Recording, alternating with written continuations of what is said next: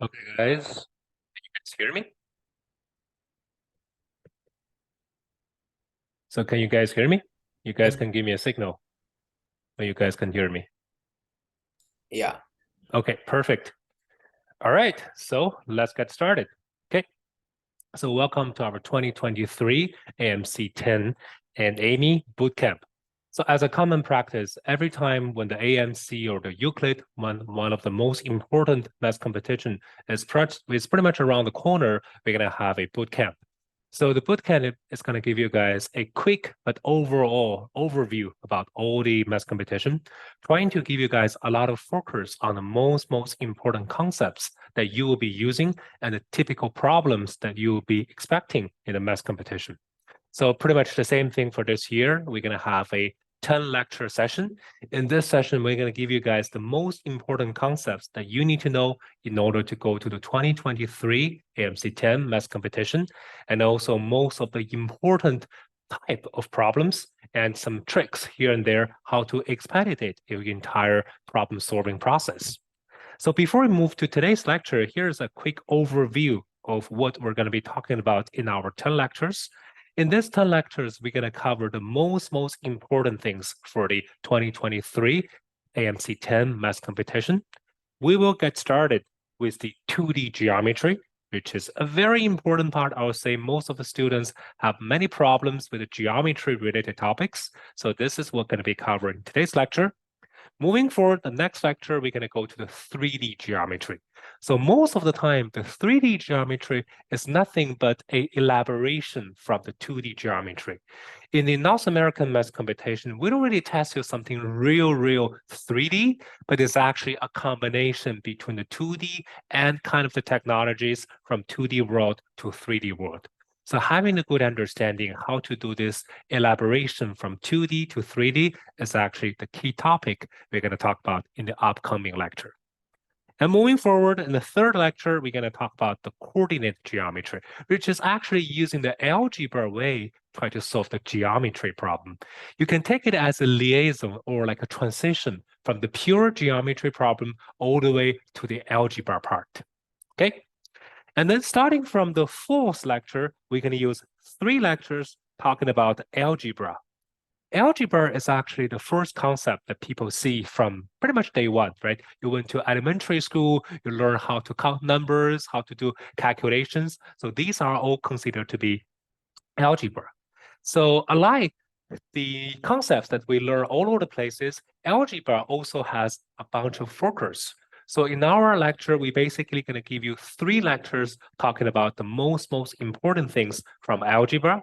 We're going to cover the functions, the equations, inequalities. We're going to talk about the sequence and series, exponents, and we're going to talk about some advanced functions, some trigonometries, and some polynomials. Of course, the trigonometry and polynomial part will be pretty light, because in most of the AMC10 exam, they won't test you too much for the complicated trigonometry and polynomial, but whenever you go to AMC12, that's going to be the focus. Okay? And then moving forward, we're going to use 2 lectures talking about counting and probability. So this is actually a topic I think is very talking about the technologies. You don't have too much formulas, right? Only a handful of formulas. However, there's a lot of different type of problems. You need to use all those formulas in a very dynamic fashion, right? Try to solve most of the problems. So in our lecture, we're going to use 2 sessions, 2 lectures talking about the counting part and also the probability part. Last but not least, this is going to be our number theory. Because number theory actually has a lot of concepts. If you just go to your day school, you never ever got a chance to learn them. For instance, like the Fermat little principle, the Chinese remainder, the Euler's torsion formula. These are very popular from AMC/AIME math competition, but you barely get a chance to learn that from your day school. So in our last 2 lectures, we're going to give you guys a quick summary, try to show you guys the most important concepts that you need to know and how to use this technology to solve the problems. So this is like a short and quick, what should I say, like a short and quick overview what we're going to have in these 10 lectures. So without further ado, let's jump to our today's lecture, our 2D geometry. Okay. So talking about our lecture, so our lecture is actually organized in such a fashion. Every lecture is going to break into 3 major parts. The first part is going to be the concepts. We're going to talk about all the concepts, most of the important concepts, the theorems, the kind of like the definitions, so on and so forth, that you need to know in order to go to the math competition. Well, the second part, we're going to give you guys a quick summary. What are the most popular, most typical questions that you will be seeing, you'll be expecting in the math competition? And the third part, let's try to use the real problems, try to justify all the technologies we introduced, all those important concepts we have talked about, and taking from there, it's going to be a closed loop. From the concepts to the summary of different problems, all the way to the real problems. The 3 parts got to be working together, like the 3 Mastikias, they will be working together, try to give you guys an overview, a very clear definition, what you're going to do for the certain parts. All right, if all good, let's get started. Let's go to our lecture number 1. We're going to talk about 2D geometry. Okay, so here are the most important concepts that you need to know in order to go for the 2D geometry part. So first, we're going to get started with the triangles. You know, triangle is considered to be the foundation. It's the basic prototype for most of the math competitions. Having a good understanding for this triangle concepts is actually something so important. So triangle basics, of course, we're going to start with the basic triangle inequalities, right? Given a triangle, then you will be able to see, okay, the 3 sizes has such a relationship. Actually, if you go to your regular lectures, you can find out not only they have a sum relationship, the sum of 2 sizes will be greater than the third one, they also have a subtraction relationship. Let's say A minus B lesser than C, B minus C lesser than A, C minus A lesser than B, right? So there are 2 sets of relationship. However, these 2 sets of relationships, they're not really independent. As you can see, everything that you put in the subtraction can be converted into a sum relationship, right? This is going to be A lesser B plus C, B lesser than A plus C, so on and so forth. So that being said, if the question asks you to set up the relationship between different sizes, you can basically ignore all the subtraction relationship will only keep the add, the sum relationships. So you actually can save you a lot of time, right? It's only 50% of work you have to do. Actually, to be honest, these 3 relationships, they're again not very independent. It really depends on the shape of your triangle. Acute triangle, obtuse triangle, they might end up with some different relationships for the 3 parts. However, my suggestion is don't waste your time. Regardless, it's different kinds of triangles. You are always going to list out 1, 2, 3 relationships together. Just like I said, maybe if you go for the obtuse triangle, you can actually save one of this inequality rather than 3. You might only have 2, but don't waste your time. You can just basically close your eyes and list out all of them because you don't really have to think too much to basically find out which one is here, which one is there. Don't waste your time. List out the 3 formulas altogether. That's going to be the most important way for you to do your work. Okay, this is the first very important inequality relationship. And besides that, as long as I give you a triangle, you can find out another very important inequality relationship, which is sine theta. Let's say I have a triangle. Here's a theta. Sine theta should be from 0 to 1. Cosine theta is also from 0 to 1, right? This is also an intrinsic relationship, intrinsic inequality within any triangles. Actually, to be more specific, you can make it even more accurate. Let's say sine theta could be actually equals to 1. Whenever you're dealing with a right triangle, 90 degrees is actually equals to 1, right?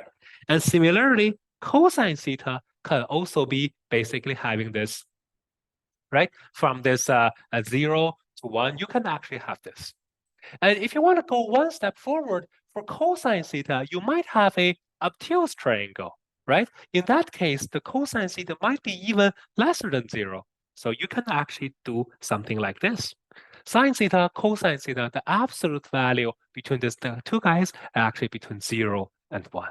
And this is actually considered to be the second very intrinsic inequality relationship between the triangle. It has nothing to do with what type of triangle. As long as you got a triangle, you will be able to have such a relationship. There's a so easy stuff. You're going to learn that from elementary school, but try to remember sometimes this easy peasy relationship is going to help you save a lot of time. Okay? So moving forward, the second part is fairly easy. For a triangle, the three angles, adding them together, is going to be 180 degrees. Okay. So second part, very important, which is the Pythagorean theorem. You know, Pythagorean theorem is something you learn from elementary school as well, right? So I don't want to unfold too much. However, in the real math competition, instead of giving you a right triangle, okay, and then I give you A side, B side, ask you to determine the C side. No, this is not very often. On the contrary, the problem really like to give you a random triangle and then give you the three sizes. And you have to realize if the three sizes can create a Pythagorean triple. So that being said, sometimes when you're dealing with a problem during the calculation process, for instance, they might give you something like this, whatever. Okay, so during the calculation process, you might give you something like this, okay? You might happen to find out the value for this guy, for this guy, for this guy, and then what a coincidence. These three guys is going to generate a Pythagorean triple. So that being said, your triangle is indeed a right triangle. This is actually a very typical way that AMC love to test you. Instead of giving you this is a right triangle, I'm going to show this is actually a random triangle. You do some calculation, you find out the three sizes, and then you have to realize these are three sizes of a right triangle, aka you're dealing with a Pythagorean triple. So using a Pythagorean triple to determine this is a right triangle is going to save you a lot of time. Okay? So we actually did a quick analysis. We find out in the last 20 years, these are the most important Pythagorean triples that has been tested by AMC. So it's always good that you basically have a quick look at these numbers. As long as you see these numbers in the future, you'll be able to have a conditional react. Okay, this is actually a Pythagorean triple. I need to use this to determine the shape of a triangle. All right? Okay, moving forward, the third part is the angle bisector. This is actually a very, very important theorem. I have to say, almost like every single year, as long as you see angle bisector, your conditional react is try to use the angle bisector theorem. This is extremely important. So angle bisector theorem says that as long as you have an angle bisector, angle 1 equals to angle 2, then automatically you have BD over DC equals to AB over AC. Trust me, this is extremely important. AMC love to test you from time to time. Okay? Okay, so moving forward, okay, student got a question, does AB over BD equals to AC over CD work for angle bisector? Yes, exactly. As you can do is that basically, if you're dealing with a ratio, a proportional relationship, you can always swap these two terms. So BD over AB equals to CD over AC. Okay? Basically, you can do a quick swap. It has nothing to do with the angle bisector, but as long as you have a relationship for this four sizes, you can always do a quick swap between these two terms. Okay, so I think that one answers your question. All right, so let's continue. Okay, if you have any question, you can let me know. So moving forward, we're going to talk about the centers of a triangle. This is actually a very important part, right? So there are different types of center. If you go to like a Wikipedia, they're going to tell you more than 100 different centers. But for the high school math competition perspective, there are 4 very important centers that you have to remember. The first one is the centroid. Centroid is actually the intersection between 3 medians. The other one is the yin center. Yin center is the intersection between 3 angle bisectors. You see, angle bisector, you're probably going to use the angle bisector theorem in most of the in circle related stuff. Moving forward, the circumcenter. The circumcenter is the intersection of the three bisections of the three sizes, right? It is also the center of the circumcircle, right? The center of the circumcircle. Last but not least is the orthocenter. Orthocenter is actually the intersection of the three heights, three latitudes, right? They will be intersecting together, and the name is going to be the orthocenter. So these are the four centers that has been tested in the AMC. In our regular lectures, we actually give you a bunch of explanations, a bunch of in-detailed properties for each of the centers. But in our bootcamp lectures, we don't really have time to unfold too much. You just have to go back, check our lectures. You'll be able to see all the important properties of all those four centers. Within these four centers, I like to highlight one thing for the centroid. Centroid is aka the median. The three medians intersecting together is kind of a centroid. Centroid is the most important center from the AMC's perspective. If you check the history of their AMC, you're going to find out it's actually 3 out of 4 times. Whenever AMC love to test to the centers, they will focus on the centroid. And from time to time, you can see that some problems, as long as you know the basic properties of the centroid, it's going to really save your time significantly. You can use maybe 20 seconds to try to solve a problem. So what are the most important properties of the centroid? I think based on the history of AMC, there are 2 things I like to highlight. The first one is the centroid is actually going to cut the median into 2-to-1 part. So for instance, G is the centroid, right? AKA, so the 3 red lines are the median. So here it's going to be 2-to-1 portion. Here is 2-to-1 portion. Here is 2-to-1 portion. The reason why I use 3 different colors, because the black 2 and the green 2 and the blue 2, they're not the same in measurement, but the median itself is going to be cut into 2-to-1 relationship. So for instance, if this is A prime, this is B prime, this is C prime, right? So AA prime is cut by the median into 2-to-1 portion. The same thing applies for the BB prime and CC prime. Of course, AA prime, BB prime, CC prime, they're not the same in measurement, but the cut by the median is the same. This is extremely important. Okay, try to remember this. And also, if I give you the coordinate of the 3 vertices, so x1, y1, x2, y2, x3, y3. If I ask you to determine what is the coordinate of the centroid, actually the calculation is fairly straightforward. It is actually the median of the 3x coordinate and the median of the 3y coordinate. Okay, so these are 2 very important properties that you need to remember in order to talk about all the centroid related stuff.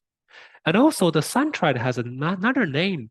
We call it the mass center. It means that it's actually the center of the gravity. If you use your finger to basically poke at the centroid of a triangle, you'll be able to hold it up. Okay, so these are the very important stuff that you need to remember talking about the centroid. And moving forward, we're going to talk about a very important twin brother, the congruency and the similarity. So these are actually the basic concepts that you need to know in order to go to any kind of math competition. We always get started with the congruency, right? 2 triangles that are exactly the same, we give a name, they are congruency. Talking about exactly the same, I mean the sides are the same, the angles are the same. There are different ways to determine 2 triangles that are congruent to each other. You can use 3 sizes, side angle side, 2 angle and its included side, 2 angle of one of the opposite side of the angle. And especially for the right triangle, you don't really need 3 sizes, 2 sizes will be good enough. Because there's a Pythagorean theorem for the right triangle, as long as you have A and B are the same, the C will be especially determined using the Pythagorean theorem, right? So here, even though you have different rules, you can find out in order to determine 2 triangles that are congruent to each other, at least you need a side information, right? You can't only have angle information, you need to have a side information to make sure two triangles are congruent to each other. You can have one side, you can have three sizes, it doesn't matter, but at least you need to have one side. Okay, and another very important thing people keep talking about is SSA. If you have two sizes and one of the opposite angle of one side, can you prove two triangles are actually congruent to each other? The answer is no, because you can check that. Let's say I have two triangles. I'm going to highlight these two triangles. Let's say we're sharing this guy is the same as this guy, okay? And also this angle is the same as this angle, 30 degrees. Then what about the opposite side? The opposite side is here. You can actually find out two triangles. They both have side angle. For instance, you can have an angle with 30 degrees with one of the right side and a black side like this. Or you can have another black side like this. So that being said, try to fit your side angle determination rule. You can actually find out two triangles. So these two triangles both meet the condition side angle. But obviously these two triangles, they cannot be both congruent to the original one, right? One is an acute triangle, the other one is obtuse triangle. So that being said, if you just want to use the SSA, this is not a sufficient condition for your congruency. Okay, always bear in mind, SSA is not a sufficient determination rule. Try to see two triangles that are congruent to each other. Okay, so after we talk about the congruency, it's time to talk about the similarity. Similarity is way more important than the congruency because similarity can generate a lot of like proportional relationships, and those proportional relationships will be the most important thing that AMC love to test you. So talking about the similarity determination rules, there are still a few. You can have the angle. Two angles are the same. They're good enough to say two triangles that are similar to each other because the three angles adding them together is actually 180 degrees. Two angles are the same. The last one must be exactly the same, right? And you have the side angle side. Two sizes and their included angle are the same. So these two triangles are similar to each other. And side.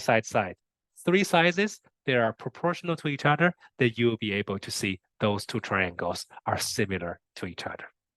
If people do a comparison between the similarity and congruency, people will say, hey, I think there are something is missing. Because from the congruency's perspective, you can have what? You can have the A as A, you can have AAS, right? But how come in the similarities determination, you don't really talk about it? And the reason is fairly straightforward. As long as you have two angles are the same, you can directly prove two triangles that are similar to each other, so there's no need to have extra side information. So that being said, the similarities determination is actually more flexible, more, what should I say? It will be more flexible. Yeah, I think that's the word. It's actually more flexible, more loose compared with the congruencies determination, right? As long as you have two angles, there's no need to talk about the side. So that being said, if you do a comparison, if you talk about the congruency, there must be a side information. You have to take them. However, for the similarity, no need to have a side information. You can just have angle, or you can just have side. It's up to you. But either way, as long as you want to do the congruency, it's more strict, while the similarity is more loose. Okay, so having a good understanding for the congruency and especially similarity is actually the foundation of this entire 2D geometry. Most of the concepts are actually elaborated from a good understanding of this similarity. All right, so let's continue. Because this is a quick overview, right? I assume you guys already have a very good understanding for all the concepts, and that's the reason you're come here to prepare the upcoming AMC. So therefore, I just want to make something fairly quick. Okay, moving forward, we're going to talk about the sine law and cosine law. These are extremely important in the math competition, especially the cosine law. They will test it every single year. without any exceptions. Anytime you open any side of AMC exam from any year, they will definitely test you the cosine law. Okay, so we will get started with the sine law. The sine law is A over sine alpha, okay, over sine alpha equals B over sine beta equals C over sine gamma. They equals to 2R. So what is the 2R? 2R is the radius of the circumcircle. The radius of the circumcircle. Okay, so this is actually a sine law. The sine law is actually more some proportional relationship, right? The side and its opposite angles sinusoid value, they're actually proportional to each other. You can actually write for 3 different sizes.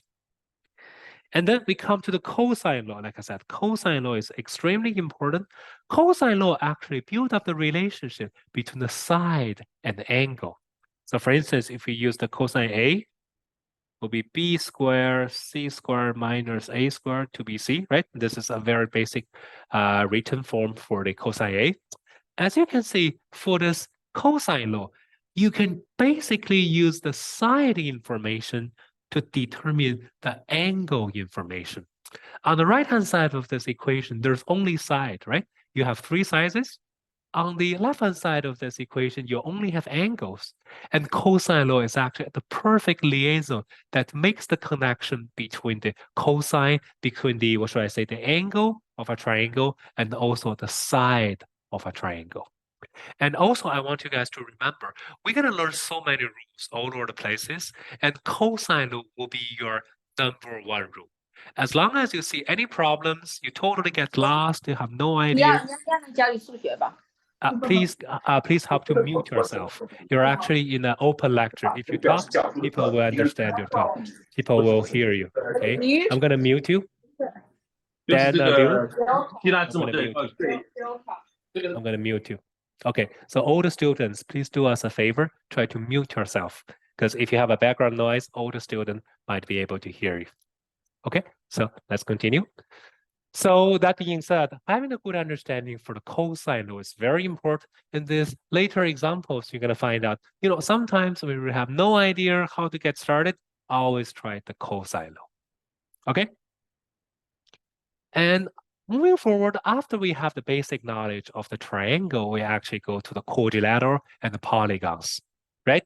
So for the quadrilateral, you can see that for different kinds of quadrilaterals, or different kinds of polygons, one of the most important thing is that you need to break it into different triangles, okay?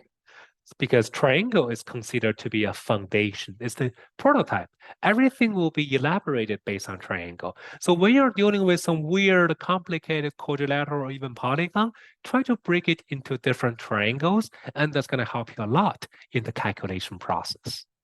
Okay, so there are certain types of special quadrilaterals, we can do some certain analysis. So for instance, the trapezoid, right? If you want to determine the area of the trapezoid, top plus bottom times the height divided by 2. Or if you have a parallelogram, the parallelogram, you can just do a height times the bottom, right? So these are considered 2 special quadrilaterals that you can do the calculation right away. But most of the time, if I just give you a random quadrilateral, you have to break it into different triangles and do the calculation individually. Okay. And then talking about our polygon, I think there are 2 very important concepts you need to know. For the polygon, how can you calculate the interior angles total sum? So we have such a formula, right? And also how many diagonals you can find out within the polygon. This is also another formula. So these are considered to be the basic foundational formula that you have to remember in order to go to the math competition. Okay, so far so good. So these are basically the triangle and the quadrilateral. And then moving forward, we're going to talk about the circle, right? Circle is considered to be elaboration, kind of like a synthesis of all the technology we have learned in the triangle. And there are some flowery properties for the circles as well. So for the basic property of the circle, you need to know the area, to know how to do a circumference for that circle. These are fairly straightforward. And then talking about a circle, there will be very important property, aka power of a point. Okay, power of a point is not one single theorem, it's actually a series of 3 different theorems talking together, right? So the first one is actually the chord theorem. The chord theorem said if you have a circle and there are 2 chords intersecting with each other, then automatically you have AE times EC equals to BE times DE, right? AE, EC, DE, BE. Okay, so the chord cutting each other into 2 portions, and the product of these 2 portions are actually equal to each other. The other one is what we call a tangent secant theorem. As long as you have a point B which is outside the circle, from this tangent B point, from this B point, you make a tangent line, AB, and a secant line. Then automatically you should have AB squared equals to BC times BD, right? So from a point outside a circle, you can actually make 2 tangent lines, right? And you can make infinitely many secant lines, and all of them are actually facing exactly the same property. Okay, as you know that tangent line is actually a very specific situation, right? If you make this tangent line a little bit closer to the circle, then you will be able to generate 2 secant lines, right? And then your tangent secant theorem will be degraded into the secant theorem. So if you have a point C outside a circle, you make 2 secants, you're going to have CB, CA, CD, CE, right? So these are actually very important 2 theorems that you need to remember. Tangent and the secant theorem, they're pretty much the same thing, right? Tangent is only a specific scenario of the secant where CB, CA, they are the same, right? Then you have AB squared. But in most of the generic scenarios, right, CB and CA are not the same, so therefore you have the secant theorem. Try to remember, this is extremely important. You will use it from time to time. So one thing I like to bring it up is whenever in the math competition, when you see the tangent, what are the conditional react? Okay, our lecture, especially in our regular lectures, we spend a lot of time, a lot of paragraph talking about the conditional react. As long as you see such a condition, you're going to do such a thing. You see another condition, you do another thing. Because in the math competition, if everything you have to think from the very beginning, then you're devastated. There's no time, right? You really have to do a lot of conditional react. I don't have to think too much. As long as I see A, I'm going to write B. I see C, I'm going to write D. Regardless, I don't know C and D there's going to be useful or not, but I have all those information automatically. That's going to save you a lot of time in the real math competition. Okay, now let's do a quick summary what you should do whenever you see tangent, the word tangent in the circle-related problem. So what we call, these are all the conditional react. The first one is whenever you have a circle and you have a tangent line, okay? The most important thing is do a connection, connect the circle center to the tangent foot. Because as long as you do that, you're going to have a perpendicular line, right? Your radius will be perpendicular to that tangent line. This is extremely important and extremely straightforward. Second, whenever you see several circles, especially 2 circles, that are tangent to each other, what's going to happen? So let's say you have a big circle, you have a smaller circle, they are tangent to each other, right? In that case, what are you going to do? There are 2 things you need to do. First, you're going to do a connection between these 2 circle centers. And second, you're going to have this common tangent line. And again, automatically, let's say this is A1, this is A2, this is L. A1, A2 will be perpendicular to L, right? The connection between the 2 circle centers, so this segment is going to be perpendicular to the common tangent line. Okay? And then what about another thing? You have 2 circles, they're externally tangent to each other. Okay, you're going to do pretty much the same thing. You're going to do a connection between these 2 circle centers, A1, A2. You're going to write out a common tangent line, you're still going to have A1, A2, which is perpendicular to this L, right? These are so easy, so common. And the third one is actually the most important one. You have a big circle here. I have a small circle here. So this time, okay, they are tangent, okay? However, they have a common tangent line coming from here, which makes sense, right? Two circles that are externally tangent to each other, you can actually draw several tangent lines. One is the common one in the middle, or you can have two common ones on the two sides. Now I'm going to write out this one of the sides on the top. Okay, as long as you see this, here are some very important conditional react. So what you have to do is, you have to, again, do connection between A1 and A2, no problem. And then try to do a connection between the circle center and the tangent foot, which is pretty much the same as we talked about for the first one and the second one. And the last one is the most important. Try to do a perpendicular line from the smaller circle to the big circle. Okay, so think about it. This one has a radius r. This one has a radius big R. So this is R, this is small r, and this part with a big R minus small r, right? You kind of do a projection, okay? Now you can actually focus on this small right triangle. So most of the calculation, most of the magic is going to happen in this small right triangle. Let me try to drag it out, okay? I'm going to drag it out. You have here, here, here, right? So this is going to be big R plus small r, right? These are the centers between the, like the distance between the two centers. And this part is the big R minus small r, because you do projection from the smaller circle to the big one. And this guy is going to be 2 big R times small r, using your Pythagorean theorem.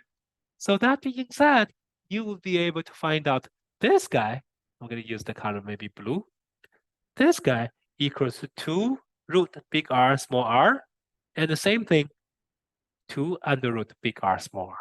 So that being said, if you have two circles that are externally tangent to each other, so the length of the side common tangent line could be simply determined by the radius of these two circles.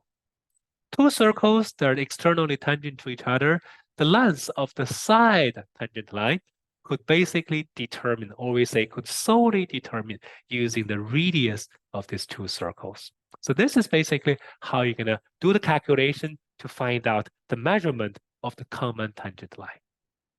Okay, this is actually the second. Okay, the second category will give you 3 different graphs, and they are actually pretty important conditional react you have to remember from time to time. And the last one is, whenever you have a circle, okay, whenever the question gives you a chord, okay, the length of the chord, then automatically you can find out the distance from the circle center to this chord, which is fairly easy. Let's say if the chord length is d, and this is r, so the distance h will be under root r squared minus d squared over 4, right? Using the Pythagorean theorem. This is so easy, but trust me, sometimes this will save you a lot of time. If you know how to determine the distance from a circle center to a chord, sometimes you can expedite your calculation process. Okay? So moving forward, we actually introduce the cyclic quadrilateral. You see, for triangle, whatever triangle you give me, I can always find a circumcircle for it, right? Any triangle can be inserted into a circle with the 3 vertices on the, basically on the circle. However, it's not the case for a quadrilateral, right? Not all the quadrilateral, they can be inserted into a circle with the 4 vertices all on the circle. So there are only a small type of triangle, a small type of quadrilaterals could be inserted into a circle. We give this type of quadrilateral name cyclic quadrilateral. So how to determine a quadrilateral is cyclic, and what are the properties of the cyclic quadrilateral? These are actually something very important.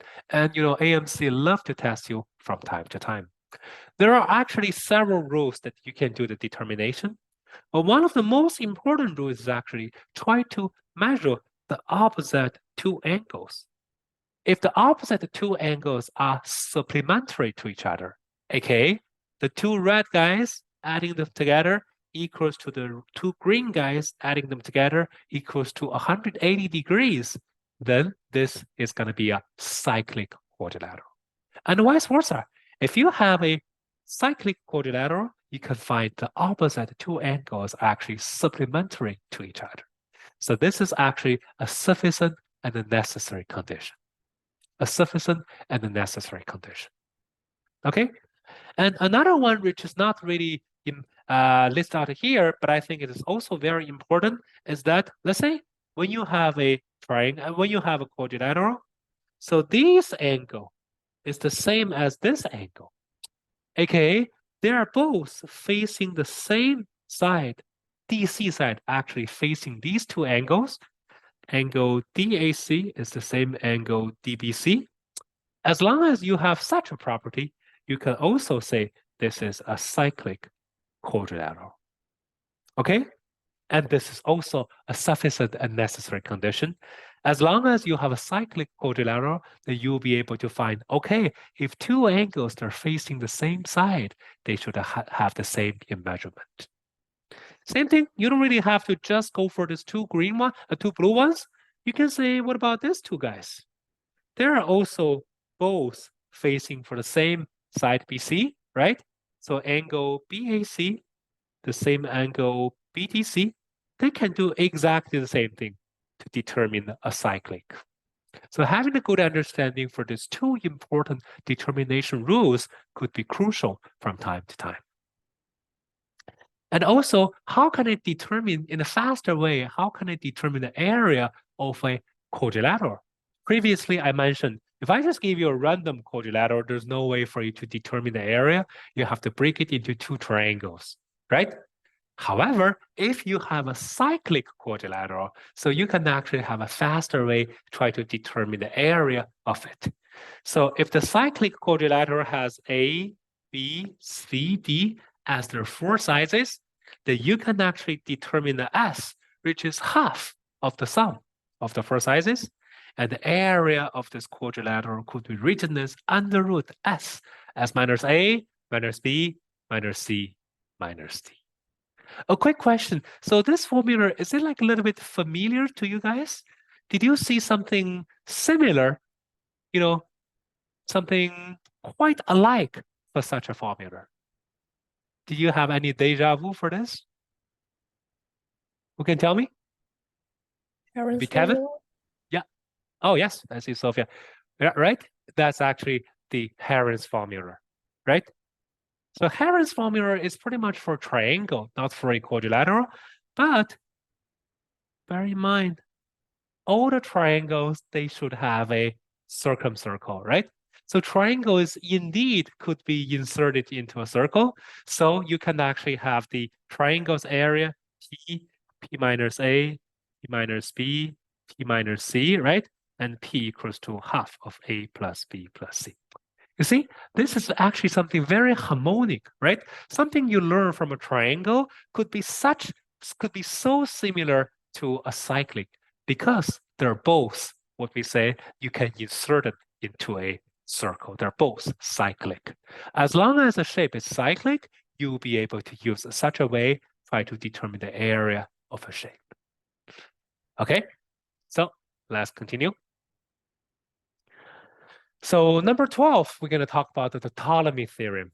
Again, if you have a cyclic quadrilateral, then the 1, 2, 3, 4, 5, 6, the 6 sizes, 4 sizes plus 2 diagonals, there is a relationship between it.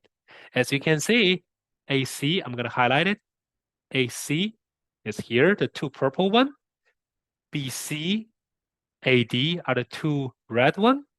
And DC, AB are the 2 blue ones. Then you can find out for any cyclic quadrilateral, the product of the 2 diagonals could be written as the sum of the product of 2 opposite sides. The sum of of the product of the two opposite sides. So as you can see here, this guy times this guy plus this guy times this guy equals to this guy times this guy. So this is actually an intrinsic property for a cyclic quadrilateral.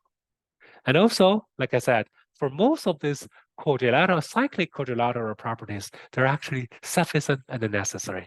So whenever you have a cyclic quadrilateral, you have a Ptolemy relationship and vice versa. If I give you a random quadrilateral, and within this random quadrilateral, you can find out a Ptolemy relationship, aka the product of these two diagonals could be equals to the sum of the two opposite sides, multiply them together.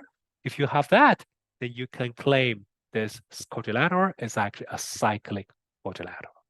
So like I said, pretty much all the properties from the cyclic quadrilateral's perspective, they're sufficient and necessary. You can do it both ways. All right? All right. If all good, so let's move forward. So at the very end of our basic concepts, we like to talk something about an area of a triangle. So like I said, if you want to determine the area of a quadrilateral, most of the time you have to cut it into different triangles and determine the triangle, right? And actually, if you do a quick analysis for all those AMC math competition, pretty much all the geometry problem, up to 80% of the geometry problem, they're more or less talking about the area of a triangle. They might not be 100% asking, what is the area of this? But during the calculation process, during the solution process, you might end up using some area in order to make it work. So that being said, having a good understanding on how to calculate the area of a triangle is crucial. So we like to take this opportunity to give you guys a little bit summary and try to see what are the most important strategies try to determine the area of a triangle. So the first one, pretty much using the definition, this is basically from an elementary school, right? Whenever you have a triangle, you have a height, you have a bottom. Height times bottom divided by 2 will be the area of this triangle. Second one is our Heron's formula. We have already talked about it, right? Heron's formula gives you a way that as long as you just know the three sizes of a triangle, there's no need for you to determine the height. And then taking from there, do all the calculations, you can simply determine the area right away. Okay, this is actually the second one. The third one is actually the trigonometry one. As long as you have two sizes and their included angle, then you would be able to determine the area of this triangle directly using 1/2 times the product of these two sizes and the sinusoidal value of this included angle, right? 1/2 AB sine C. And then moving forward, there are actually two very important determination rules that I want you guys to remember because AMC love to test you from time to time. One is I have a triangle, and within this triangle, I have an inscribed circle, okay, with the radius r. So the area of this triangle could be written as S equals to r times, well, maybe I'll use the area to make sure there's no confusion. The area of this triangle equals to r times s. What is s? S is half of the parameter. S equals to a plus b plus c divided by 2. And try to prove this. This is something so easy, right? You can actually do a quick connection here, here, here. Okay, for each of this, you see, this big triangle could be cut into 3 different obtuse triangles, right? They have different sizes, which is A, which is B, which is C. Let's say for each one, the little triangle, the area will be 1/2 r times C. Same thing, 1/2 r times A, r times B. So adding them together, you'll be able to determine the area of this triangle. Okay, this is actually one way. The other way is, if I have a triangle, so this time my triangle has a circumcircle. I'm going to give you the graph, okay? I have a circumcircle, and within the circumcircle, I have a triangle. Okay. And this is R, right? You always have a radius of the circumcircle. So in that case, the area of your triangle will be equal to ABC over 4. ABC over 4. This is also a very important thing I want you guys to remember, because having a good understanding for these two rules are actually really going to help you to expedite your calculation process. Do you know how to prove this? This is also very straightforward. Do you know how to prove this? Why I can use the 3 sizes, multiply them together, and then over 4R, then I would be able to determine the area of my triangle. Do you guys know that? This is what we introduced in our lecture as well. A, C, B. This is actually a very important thing. You can actually use the sine law to determine it, because we know that A over sine A equals to B over sine B equals to C over sine C, right? And this guy actually equals to 2R. So therefore, your A actually equals to sine A times 2R. So sine A equals to what? A over 2R, right? And if I want to determine the area of my triangle, I can use my area of is 1 over 2 BC sine A. This is exactly what we introduced here, right? BC sine A. Then you just basically plug in the value here. You'll be able to see this is ABC over 4R. You see, all those knowledge are actually connected, right? Using this, you'll be able to find out very easy way for you to determine the area of different triangles. And the last one is actually, the last two, I'll say, are actually very important, and you're going to use them from time to time. Okay? And moving forward, there are 2 quick things I want to have a quick say, like a quick summary. One is in these similar triangles, especially in the AMC math competition, you need to remember if 2 triangles, they're similar to each other, so the area ratio is always the similarity ratio's perfect square. The area ratio will be the similarity ratio's perfect square. And you know what? Even though we introduced this from a triangle's perspective, but they're not only applicable for triangle. Any shapes, they can be a polygon, can be whatever, any 2 shapes, as long as they're similar to each other, the area ratio will always be a similarity ratio if we say the side ratio, right? Perfect square. This is not only for triangle, it works for quadrilateral, pentagon, hexagon, octagon, whatever, polygon, they're all good. Try to remember this. This is extremely important. And also, you see, the area ratio is the similarity of perfect square. Actually, the volume ratio is actually the similarity ratio's perfect cube. Okay, well, most of the time, the volume is actually for 3D geometry, right? We're going to talk about it in our lecture number 2. But from this, for the sake of being complete, you can find out the area or the volume ratio. There are just like similarity ratios, either perfect square or perfect cube. Okay? And then last thing you need to remember is, as long as I give you a quadrilateral, I give you an equilateral triangle, and you know one side of this equilateral triangle, then automatically you should write out the area of this equilateral triangle. Okay? Equilateral triangle's area is √3 over 4a squared. A is actually the side of this equilateral triangle. Okay? So that being said, we actually wrap up our section number 1. Our first section is always try to give you a quick overview of the most important concepts that you need to know in order to go for the AMC math competition. And then the second part, 1.2, we're going to talk about some important type of questions. Important type of questions that you will be seeing in the AMC math competition. So generally speaking, from the 2D geometry's perspective, there are three major types of problems that AMC love to test you. The first one is basically the area method.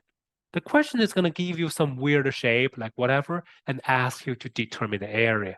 We're going to use the technology we have introduced, try to teach you guys how to determine the area. And the second prototype is try to use the similarities property. Do a lot of problems. As long as two triangles are similar to each other, of course, you're going to have the angles are the same. Angles are the same. Sides, they're proportional. And most important thing is, don't forget, the areas ratio will be the similarity ratios perfect square. So trust me, there are so many AMC and AIME problems. It's just using such a quick property. As long as you know such a property, you will be able to solve the problem fairly quick. Okay? And the third one is, as long as you're dealing with the circle-related problem, try to use some important theorems. Let's say power of a point or the Ptolemy theorem. So these are so important. Of course, sometimes if you do not use such a theorem, you can still solve the problem 100%. However, if you know how to use these two theorems, it's really going to help you to expedite your calculation process, right? Trying to say they are power of a point, trying to say they are Ptolemy theorem, and sometimes maybe try to use some cyclic quadrilaterals property. So these are all together try to help you guys figure out how to expedite your calculation in the circle. Of course, all those theorems are actually derived from similarity, basic things. But since you already have such a powerful tool, try to use them. Rather than starting from the scratch, don't do that. Try to use the tool. Use the tool directly. That's going to help you to expedite your calculation process. All right, so this is our the three major problems you're looking at for the 2D geometry part. And for our third part, we're going to give you some sample problems. We're going to use the real problems from AMC10, from AIME, try to give you guys some ideas how to use the technologies, try to solve the real problems, how to find out a hint, the conditional react for each of this category. All right.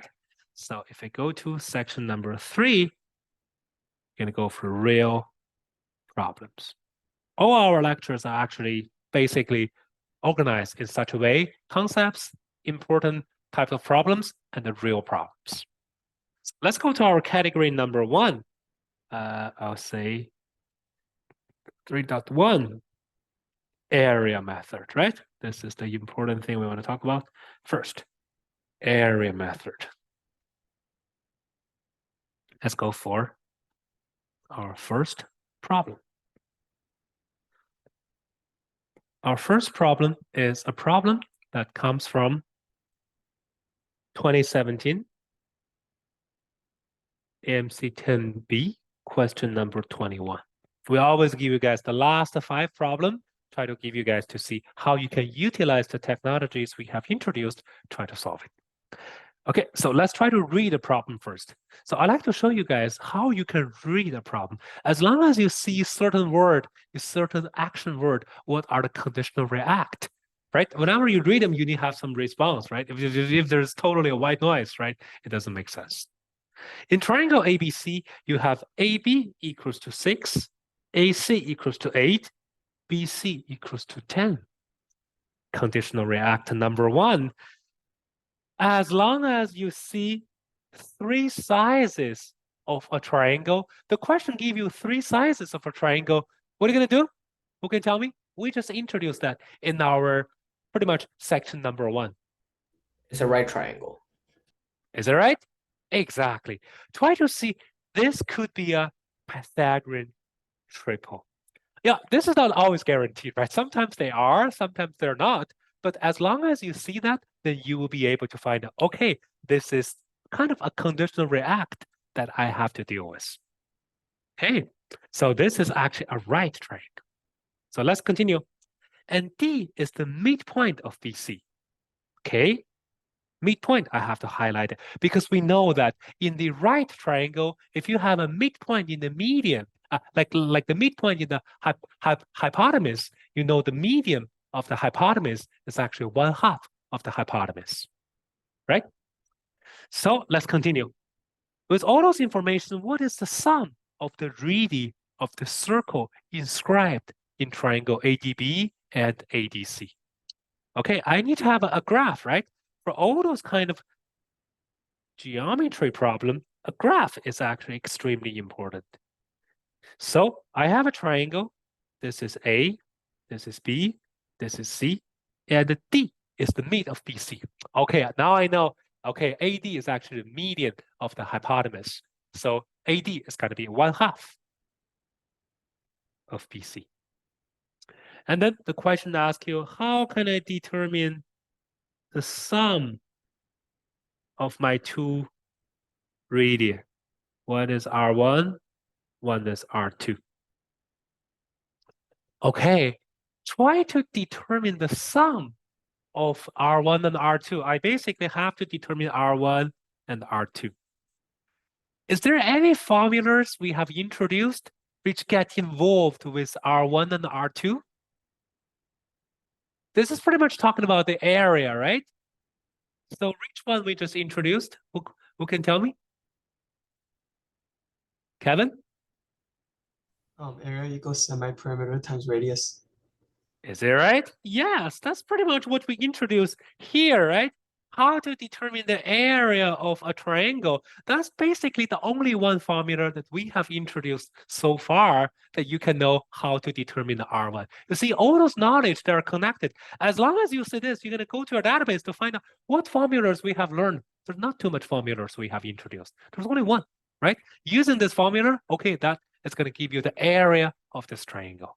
So therefore, your triangle ADC is actually 1/2 R1 times pretty much the area of this guy, right? This is 8, this is 6, this is 5, this is 5, and this is 5, right? So this is going to be 1/2 of 8 plus 5 plus 5. And what is the area of my ADC? My ADC is actually half. Like the area of ADC is actually half of the big triangle ABC, right? This is quite understandable. So therefore, with all those information, it's so easy for you to determine the value of R1. Is that right? It's like so easy. And similarly, you can use the same thing to determine the lower triangle. Exactly the same thing. We use the same technology twice, right? Pretty much the same thing. Triangle ABD's area is 1/2 R2, 5 plus 5 plus 6 divided by 2. This is also half of my triangle ABC's area. So R2 actually equals to 3/2. So R1 plus R2 equals to 17/6. So it's going to be the D part. You see? So easy, right? This is question number 21. You're supposed to take some time doing some calculation, but pretty much using the area method, using the technology we introduced, you should solve this problem fairly quick. So far, so good? Okay, before we move forward, I'd like to give you guys a quick extension for this problem.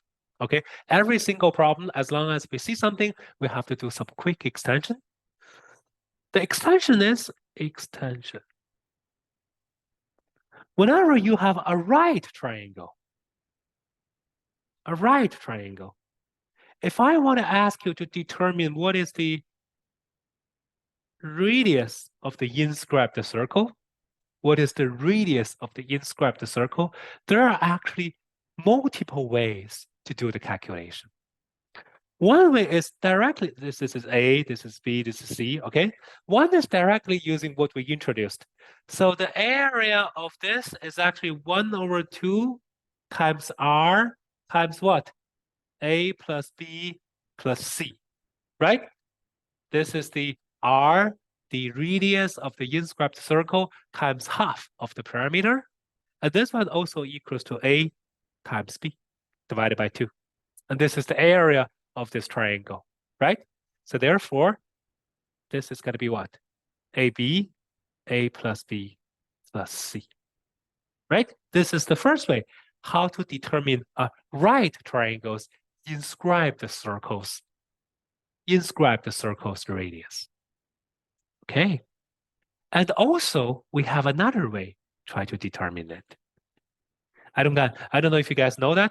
R could also be equal as A plus B minus C divided by 2. A plus B minus C divided by 2. Do you guys know that? Can I have some quick survey? Did you guys know that? Whenever I have a triangle, right triangle, I have A, B, C, 3 sizes, the measurement of the inscribed circles radius is actually A plus B minus C divided by 2. Did you guys know that? If you don't, no problem. This time, try to remember this. And student might have a question. Okay, so that being said, you means AB, A plus B plus C, they actually equals to 2A plus B minus C. Is this what you mean? Right? Because they're pretty much the same thing. Actually, try to prove this. This is fairly straightforward. You can actually try to prove this in no time. Because you can see that this is going to be, try to prove this, you just want to show 2AB equals to A plus B perfect square minus C square. Actually, do some quick simplification. You just want to prove A square plus B square equals C square. Of course, for a right triangle, A square plus B square equals to C square. So this is actually 2, right? So this is 2. So this is 2. So basically, both of them are true. So far, so good? So that being said, as long as you have a right triangle, you want to determine the inscribed circle's radius. Actually, 2 ways. I think the second one should be even faster, right? You don't have to do some calculation. Directly use A plus B minus C over 2. This is the way how to do it. Okay? We have introduced the inscribed circle. People will say, no, what about a circumcircle? It's radius. What is the radius of my circumcircle for a given right triangle? What is that? R of circumcircle. What is that? Who can tell me? The other students, I want everyone to get involved, right? It's an open lecture. So you might not have, so I think it's really good that all the students, you can get involved and try to basically have some ideas. Sean? It's half of hypotenuse, right? Exactly, half of C, right? Because we know that for any right triangle, if you want to find out the circumcircle's center is actually the mid of the hypotenuse. So therefore, it's actually half of C. Okay, yeah, you need to see everything you need to, as long as you see a problem, you need to basically understand the inside out, right? Not only one, but also everything. If you understand everything inside out, so this problem is going to become more juicy, right? Give you more information. Okay, so this is our first problem. Let's go for our second problem. We still want to deal with some area-related stuff. Let's see how you're going to deal with such a problem. Number 2, there you go. Number 2 is a problem that comes from 2018 AMC10B, question number 24. Okay, this is like the second problem from the last. The question says that ABCDEF is a regular hexagon. I'm going to highlight it. Regular hexagon, that's pretty nice, right? You have a lot of like, all the angles are 120 degrees, all the sizes are the same, blah, blah, blah. Okay, with the side length equals to 1. So you need to highlight all those information while you're reading the question. Denote by X, Y, Z, the mid, okay? The mid of the side A, B, C, D, E, F, respectively. What is the area of the convex hexagon whose interior is the intersection of the interiors of ACE and XYZ. So basically, I need to have the graph, right? Taking from the graph, let me try to see where the side is, where the shape looks like, and then we can take it from there. So like I said, for all those problems, you need to have a nice graph. A nice graph is crucial for most of the geometry problems. I'm gonna put it here. Let's say I have such a graph. So this is my A, B, C, D, E, F, right? And the question says I have what? I have X. X is the meet of AB. I have Y. Y is the meet of CD. I have a Z. Z is the meet of EF, right? And then the question asks you, what is the convex hexagon whose interior is the intersection of ACE? ACE is here. I'm going to use the color black. ACE. Okay, my triangle like this. This is like a equilateral triangle, right? The other one is what? XYZ. XYZ. XYZ is here. X, Y, Z. So you're looking at rich guy. You're looking at the interior of this guy. This guy. This guy. This guy. This guy. This guy. This guy, right? These are the intersection. These are the intersection between such two shapes. Okay, this is not a very nice shape. It's yeah, this is like a hexagon. It's like pretty weird hexagon, right? I want to determine the area for such a guy. Well, this looks like not so easy, right? Well, as long as you see some weird problems, right? Don't forget, most of the time, you should have a quick solution, right? A weird problem, maybe you can do some quick analysis, do some quick, manipulation, and then you can make the work fairly quick. Well, this type is not a very regular type, right? However, if I can do some magic, I can find out some regular type, maybe my work can be done fairly straightforward. Well, how can I find out the regular type? Well, let's have a quick look at it for this problem. This problem is actually giving us a regular hexagon, means everything is symmetric. If I can do some magic, I can find out some symmetric point. Maybe I can solve the problem fairly quick. But how can I find out this is symmetric? Let's have a look at it. The hexagon actually have 6 different sizes. But now the question only gives you 3. Right? It's only dealing with 3, the midpoint of the 3 sizes. Well, the other 3 sizes not really given.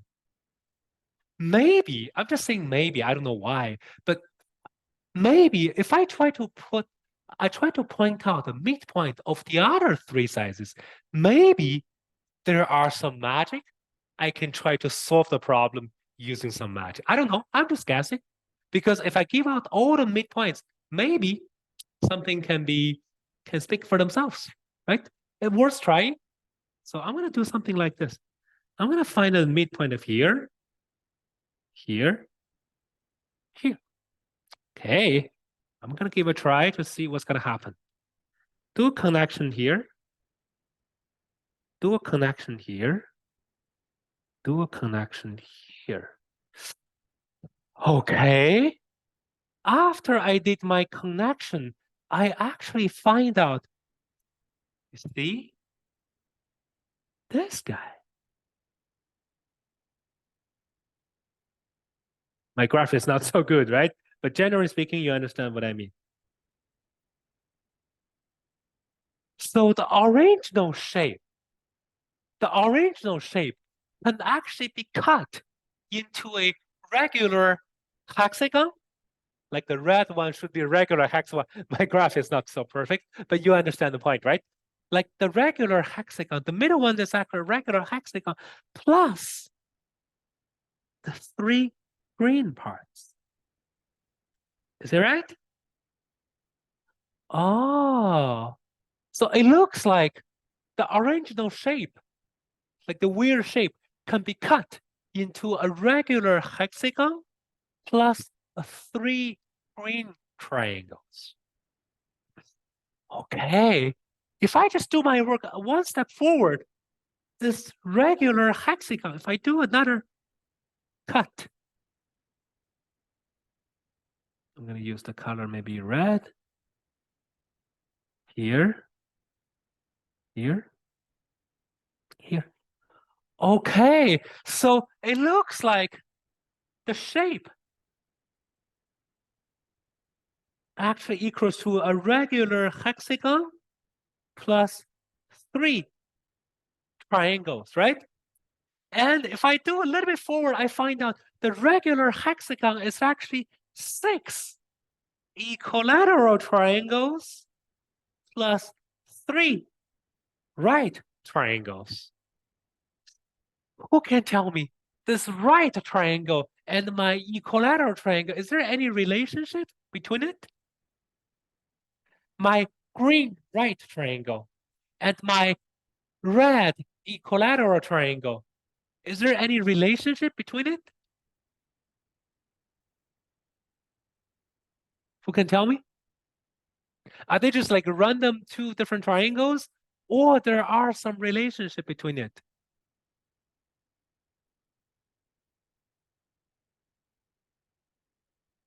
The green one and the red one. Yes, I see somebody find it right away. Actually, my graph is not 100% good, but you got an idea, right? I keep saying, these 2 green triangles are actually what? One of the is actually half of this red triangles. Actually, this guy is actually half of my red triangle. Half of my red triangle. So that being said, all right. So that being said means what? If you want to determine the area, there are 6 equilateral triangle plus 3 times 1/2 of my equilateral triangle. All right. If I can determine the area of my equilateral triangle, then my work is done. How to determine the area of my equilateral triangle? We just mentioned equilateral triangle, as long as you know the side, you can determine the area right away. And what is the side of my equilateral triangle? The problem says my regular hexagon has a side length 1. So this is 1/2. This is 1/2. Who can tell me by using your eyes what is the length of the side of my equilateral triangle? Who can tell me? You don't really have to do the calculation. You have a nice graph. You use your eyes, you can tell me that right away. What is the side of my equilateral triangle? Who can tell me?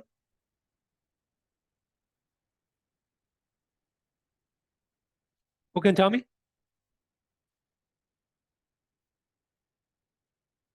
Kevin? 1/2. 1/2, right? You use your eyes, they are exactly the same. This guy is exactly the same as this guy. So that being said, it's fairly easy for you to determine the area of this equilateral triangle using what? √3/4, 1/2 perfect square. This is what we just introduced. How to determine the area of a equilateral triangle as long as the side is given. You see all those knowledge, everything I told you, they're so important, you have to remember it. Okay? So that being said, you just have to plug in the value, do some quick calculation, you get a value for that. And this is the solution for such a problem. So trust me, I think if you go to the AOPS, they have like so many different solutions, and my solution is the most straightforward solution. Just try to use the symmetric property. You don't really have to go for the calculation, determine the area, determine the angle. No, just using the symmetric property, and you will be able to solve the problem fairly quick. So far, so good. Okay. So this is basically, I think 2 examples is good enough, right? Because area method is very important. You just have to use whatever we introduced as a common practice, all those tools, and you'll be able to solve the problem fairly quick. Okay, so this is our category number 1. You see, these are all relatively difficult problems, but using the technology we introduced, it's fairly straightforward. Okay, so this is our category number 1. If all good, let's go to our category number 2. Our category number 2 is 1.3.1 and 3.1.2, right? Okay, our category number 2 is actually talking about how to use the similarities property. Try to solve some real problems. Okay, so the first one, let's go for a problem that comes from number 2. Okay, let's go for a problem that comes from 2018 AMC 10A, question number 23. That's also the last 3 problems. A farmer, Pythagoras, has a field in the shape of triangle, right triangle. And highlight that, right triangle. The right triangle's length has 3 and 4 units. Say 3, 4, 5, right? This is given 5. Okay? In the corner of those sizes meet at a right triangle, he leaves a small unplanted area, square, S. So here, right? This guy, he has this small square here. Okay? So that from the air, it looks like a right angle symbol. Okay? The rest of the field is planted. So the shortest distance from S to the hypotenuse is 2. So you know, shortest distance is actually like 90 degrees, right?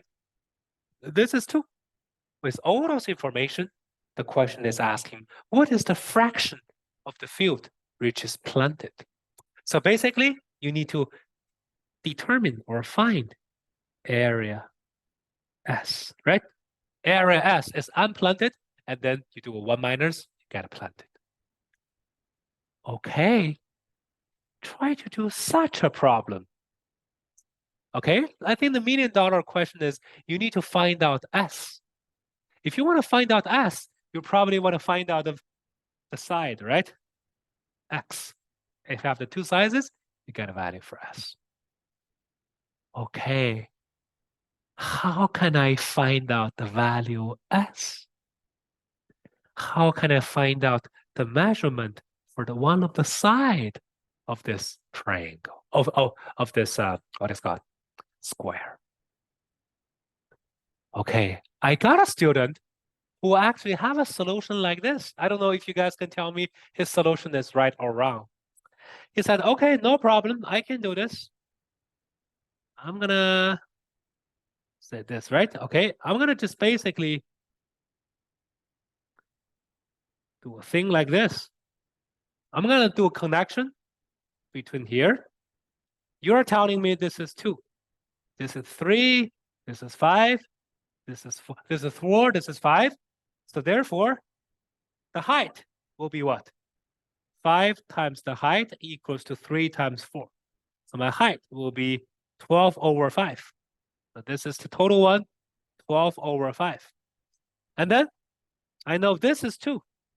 So the diagonal will be 2 over 5. Okay? And then taking from there, I will be able to determine the side. The side will be equals to 2 over 5 times 2 over 2. So therefore, root 2 over 5. So therefore, I would be able to determine x equals to root 2 over 5. That's it. With all of this, I will be able to solve the problem. Is it correct to do such a solution? I have the height, right? I have the height. I just basically do a connection. I determine the height of this right triangle, and then I subtract whatever it told me, which is 2 here. And then moving forward, I'll be able to determine the diagonal of this square. From this diagonal, I would be able to determine the sides. And taking from there, I get whatever I need to do. That's it. Is this a correct solution for such a problem?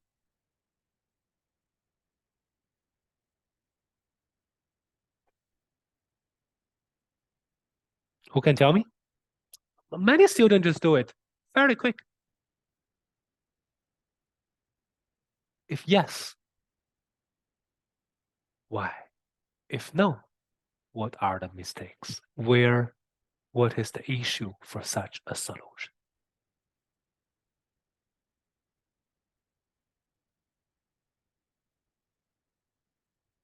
Who can tell me?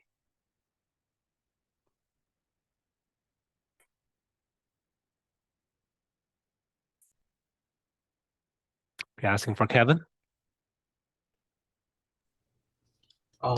Wait, maybe is it because the line isn't directly connected to like the diagonal of the square, so you can't just make it into one single line?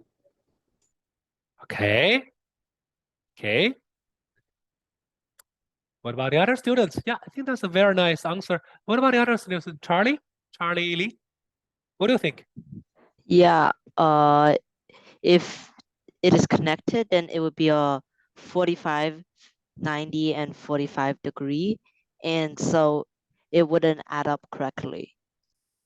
Is it right? I think they both have the correct answer.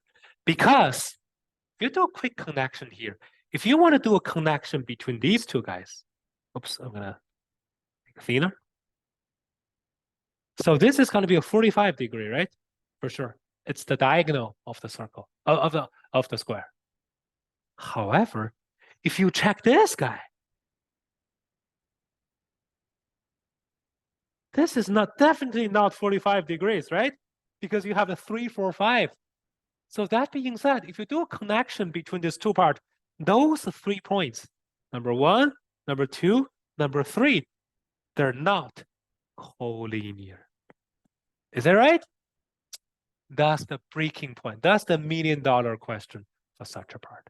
These 3 points are not collinear. You cannot directly do a connection and tell me, okay, they are the same or not. This is extremely important for such a problem. Okay, so whenever you do this, this is wrong. Well, if I can't do that, how can I do such a problem? I think you do not have too much choices. You have to do some calculation for the similarity. What you can do something like this. You can make a perpendicular, you can make a line from here to here. You can make another line from here parallel to here. You basically create like 2 parallel lines to the 2 sizes, and then make another line to here. I'm going to give some names for this for these denotations. Maybe I'm going to give this is E. This is A. This is B. This is C. This is M. This is G. And this is H. This is K. Okay. I'm going to say this is X. This is X. This is X. Okay. So obviously, you can find a triangle EHG is similar to triangle CBA. I'm going to highlight it. EHG. This guy. This guy is actually similar to this big triangle ABC, right? As long as you have the 2 triangles similar to each other, you'll be able to have the proportional relationship. I'm just going to directly take it here, right? EH over 2, 2 is EG, equals to 5. 5 is the hypotenuse of, it's basically BC, over like AC. AC is actually 4. So that being said, you would be able to find out the measurement of EH, which is 5 over 2. EH is 5 over 2. Okay, so moving forward, you can actually find out triangle BKH is a similar triangle EHM. BKH is this tiny, tiny triangle here.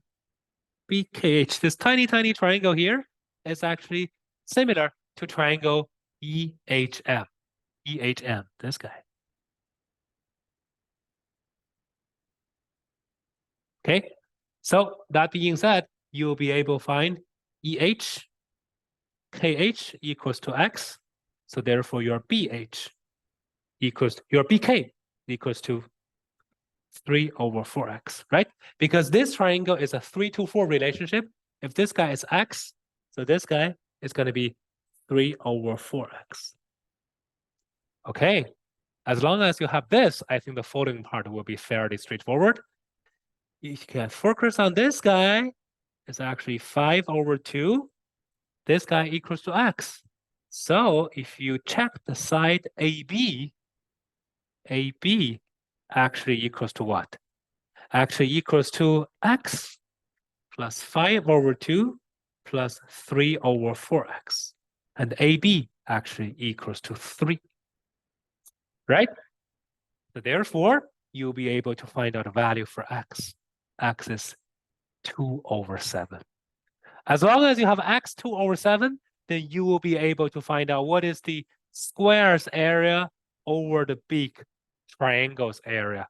That's going to be 7 denominator, 2 as the numerator, right? Perfect square. 3 times 4 times 1/2. That one gives you 174 as the denominator, 2 as the numerator. And this is actually the unplanned part. The question is asking what is the planned part? The planned part just 1 minus this guy, and you have this. You see, this is actually using the similar triangles property, and then you'll be able to solve the measurement of the sizes. As you can see, right, it's not super easy because you have to use the similarity twice, right?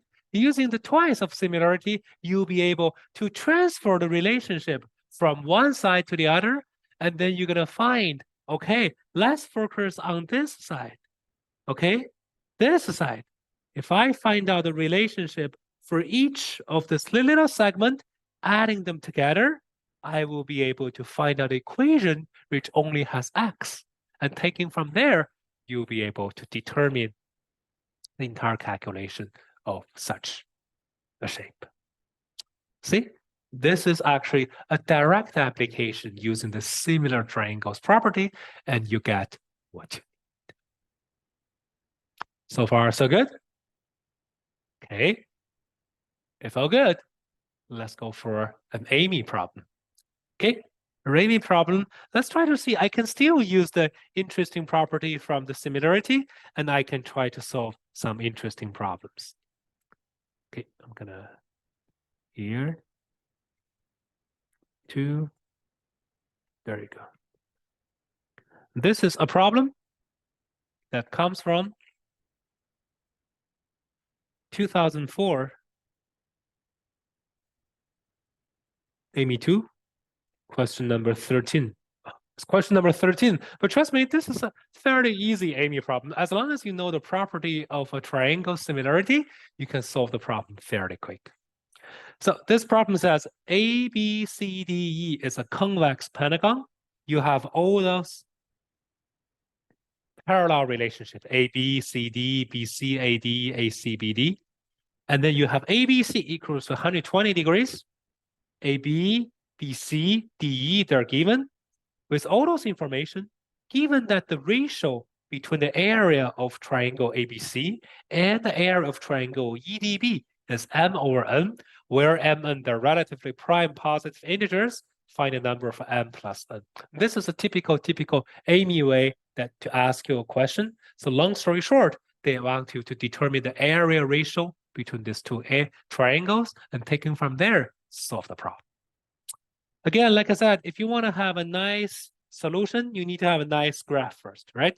I'm going to give you the graph for such a problem. So something like this. Oops.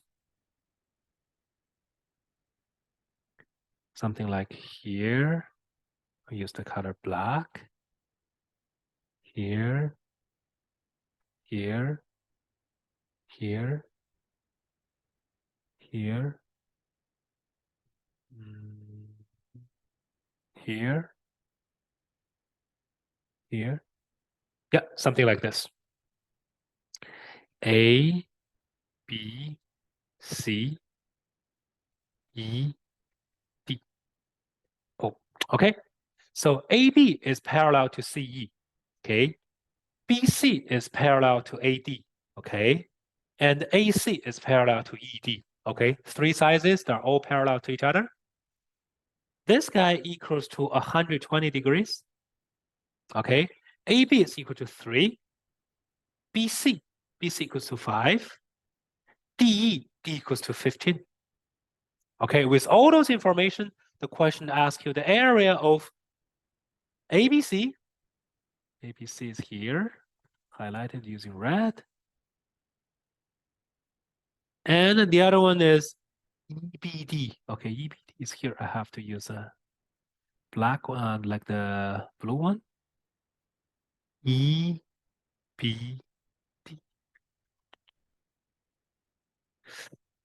Okay. ABC and EBD. Okay, so these two triangles, for sure, they're not similar to each other, right? There's no way to get any similarity between them. But if I really have no idea, there's two things, they're not similar to each other, maybe I think the most efficient way for me to determine two triangles' area is basically using the definition, right? Using the definition. So what is the definition? The definition is I try to use the bottom, try to use the height, and then try to determine what is the area ratio between the two. That's it, right? So I'm going to do something like this. This is a height. This is a height, right? I just want to use area of ABC, area of EBD equals to 1/2 the height, 1, if I use the word H1, and this is H2. This guy times AC, this guy times ED. Okay. Let's do this one by one. We'll see what we have here. ED is given 15. To height, I have no idea. There's no way for me to determine the height. AC. Is there a way for me to determine AC? I need to see if there's some information that can do as much as possible. How can I determine AC? Is it easy for me to determine AC? Who can tell me?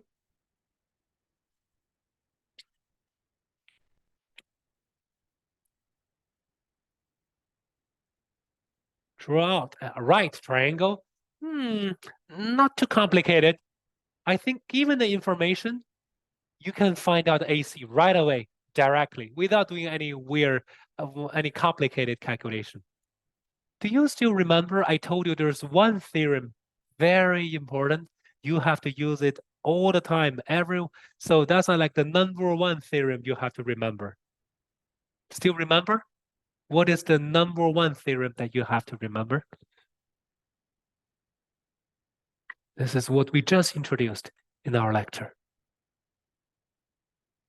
Whenever you have nothing to get started, you are by your own. No more theorems, no more help. There's one theorem always help you out all over the places. What is that?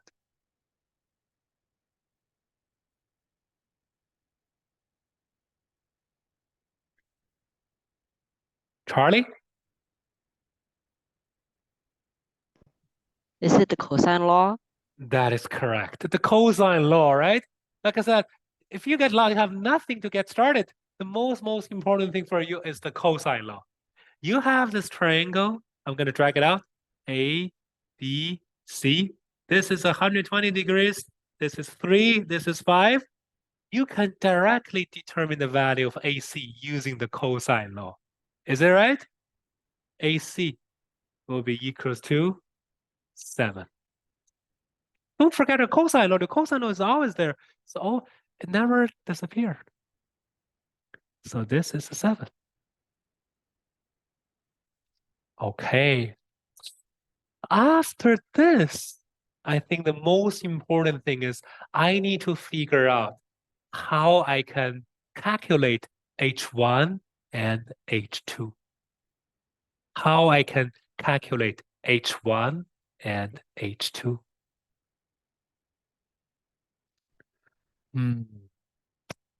Is there a way for me to determine H1 and H2?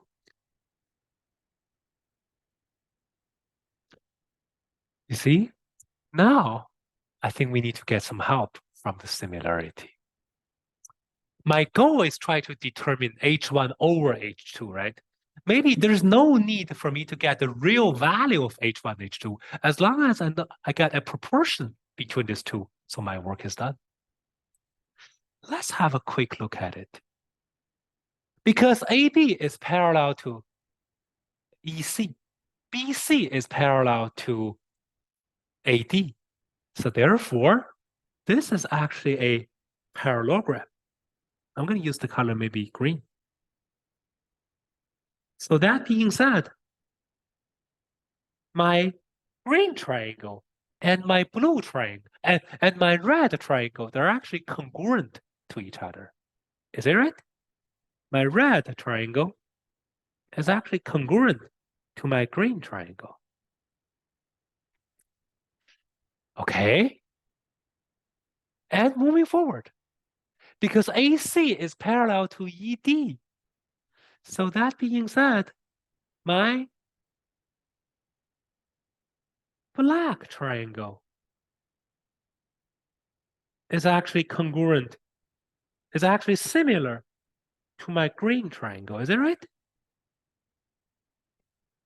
My black triangle is similar to my green triangle.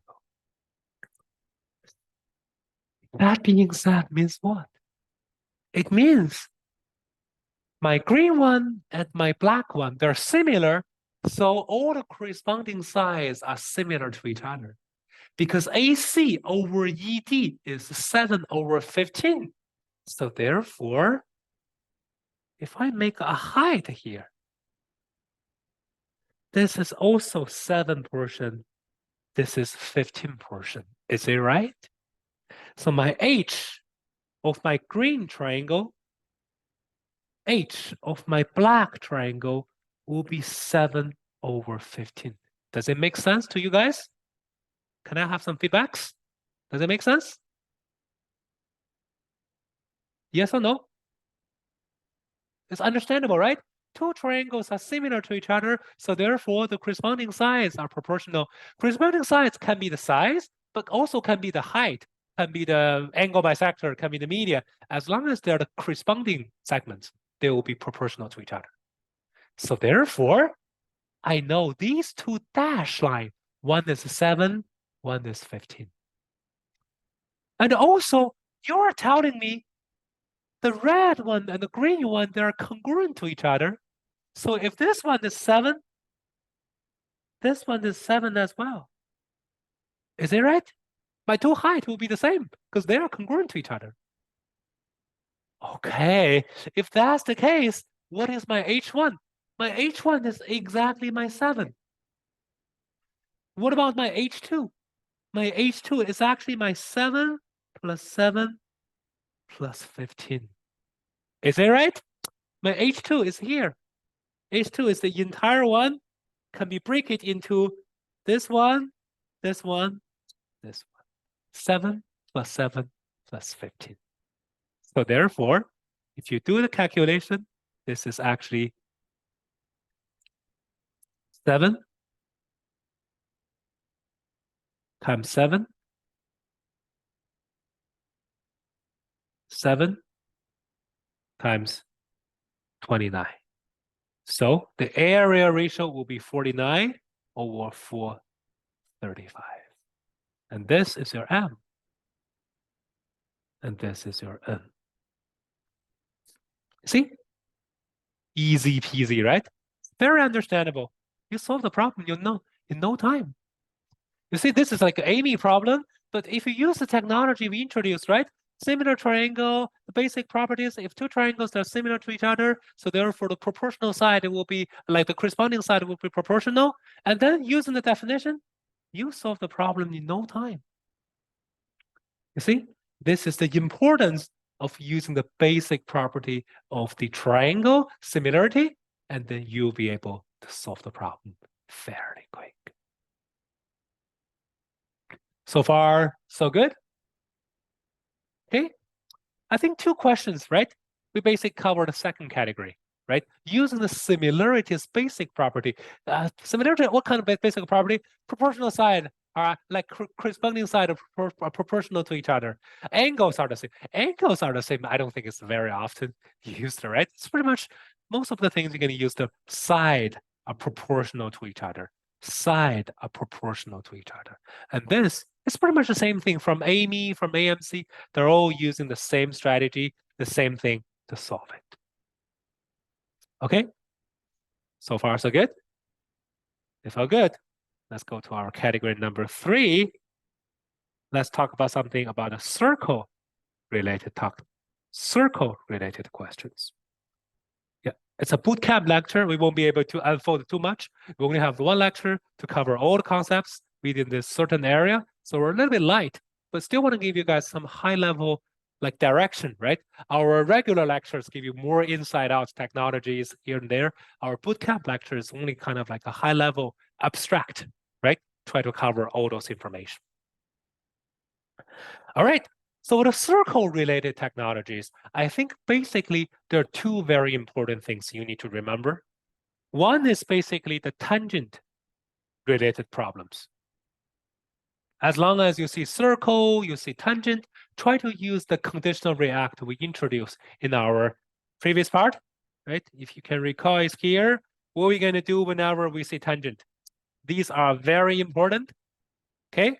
And the other part is that what we're going to do is how to use some cyclic quadrilateral, some Ptolemy theorem, so on and so forth. And these are all important theorems which are going to help you to expedite your calculation process. You know what? Let me give you some real problems. Let's have a look at it, how we're going to deal with such problems. Okay. So the first problem is a problem that comes from, drag it here. See, these are all the last few problems. This is the problem from 2006. AMC 10B, question number 24. Okay, these are all the last couple of problems, but using the technology we have introduced is fairly straightforward. So the problem says circles with center O and P, they have a radius 2 and 4, respectively, and they are externally tangent. Okay, as long as you see 2 circles externally tangent, you know what to do, right? There are conditional react we have introduced. Okay, point A and B, they're on the circle with the center O, and point C and D are on the circle with center P, such that AD are the common external tangent to the circle. We have just introduced, right? You need to know how to determine the length for the common external tangent. Okay, with all the information, what is the area of this convey hexagon? A, O, B, C, P, D. Okay, try to determine the AOB CPD is fairly easy. You just have to cut it into 2 parts, right? Let's just do half of it, and then you'll be able to find out what it is. Okay, how to determine half of the shape? This is what? This is a trapezoid, right? This is a trapezoid. If you want to determine the trapezoid area, what are you going to do? The top, the bottom, the height. The top and the bottom already given, 2, 4. You just have to remember how to determine the height. Still remember what's the value for the height? Do you still remember what's the value of the height? You have to remember this by heart. This height is determined by this magic right triangle, right? This is what we introduced in our lecture. It's actually 2 under root big R, small r. 2 under root big R, small r. So AD actually equals to 2 under root 4 root 2.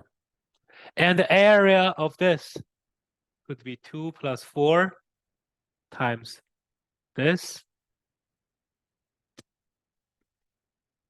I mean, first you're going to divide it by 2 because the trapezoid need to divide it by 2, but you have to times 2 immediately, right? And that's it.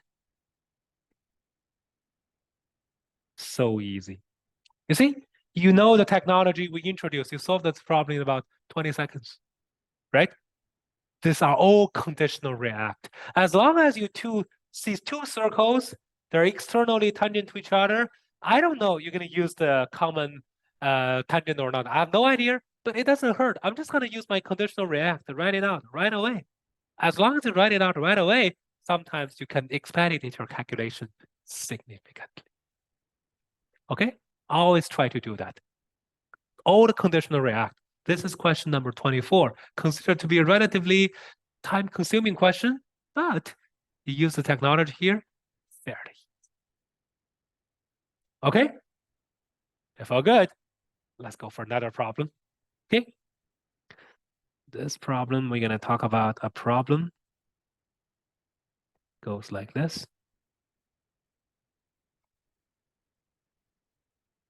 Look at that. Okay. This is a problem that comes from 2013, AMC10A, question number 23. Okay, let's see. The problem says in a triangle, AB equals to 86, AC equals to 39, like 97, excuse me. A circle with center A and a radius AB intersects BC at point B and X. Moreover, BX and CX have integer lengths. Okay, so normally speaking, for triangle, some sizes, there's no need to be integer. You can be whatever sizes, right? But for something does not have to be integer, but the question tells you this is integer, so normally speaking, what should I do? Do you guys know this? What is the conditional react? You know, something, let's say your age should be integer, right? Or like reach term, like in the sequence, term 1, term 2, of course, you always have like the integer term number. You want to have term, you can't have terms 3.5, right? So these are something must be integer. However, for a side of a triangle or some certain segments, it does not have to be triangles. It does not have to be integer. But the question says, this is an integer. It actually means what? It actually means what? It actually means most likely in your calculation process, you're going to do some number theory related to discussion. Pretty much doing some factorization. Okay, these are all important conditional react. As long as you see the integer length, something does not have to be integer, but the question gives you an integer, the most likely you're going to use some factorization in the number theory part, try to do the calculation. These are extremely important. You need to all remember this conditional react. Okay? And back to this question, I think this question per se is understandable. It's here. I'm going to give the graph. You have a triangle. You have a triangle like this. Goes like this, like that. Here, something like this. Okay. You have a triangle, which is ABC. A, B, C. AB is equal to 86. AC is equal to 79. So this is 86. This is 11. And we center a circle with center A, actually have the radius AB intersect at BC at point B and X. Okay? And the question says, bx and cx, they're both integer. So with all those information, the question will ask you, what is the value for BC? What's the value for BC? Who can tell me, as long as you see such a shape, what kind of formula you need to use? This is a very standard, very typical problem that you can see, even though it's question number 23, but it's like fairly straightforward. What are you gonna do? You see such a shape. You want to determine the value for BC. Determine BC. You need to have some, because you don't really know the value for BX, for XC, right? You need to basically have a equation, try to find out what is the relationship for this. What is the most important, most straightforward equation you can use directly to basically build up this equation? Raymond Wang? What are you gonna do? Just use power of a point. Is that right? That's a brilliant answer. Power of a point. Power of a point. So basically, you just write Cx, Cb equals to, I'll give a name, maybe this Q, Cq, and Cp. So easy, right? Let's continue. Let's have a quick look. Cx, Cb, I don't really know the value. Cx, Cb. Cq is 11, and Cp is 183. So the question says, okay, Cx and Cb, they're both integers, and those two integers, multiple them together equals to 11 times 183. Then who can tell me what I need to do next? This is like so patternized the solution. You should all see that all over the places. You see two variables, you don't really know, right? The product equals to a bunch of guys, multiple them together. So what is the most straightforward way for you to do this? You're gonna do what? Guess and check? Oh yes, guess and check, and maybe that's another way to say it. Or something more straightforward. Yeah, who is saying? Yeah. Yes, go ahead. Factorization. Exactly. I just go for the factorization. It's like so easy, right? Factorization. That's it. 11. This is what? 61. These are easy peasy stuff, right? Trying to do the factorization. And then what you have to do is basically you just try to allocate these numbers to Cx and Cb, and then you will find out what you need. This is a fairly easy process. So Cx equals to 33, Cb equals to 61. This is a fairly easy process. So this is 33, and this is 61.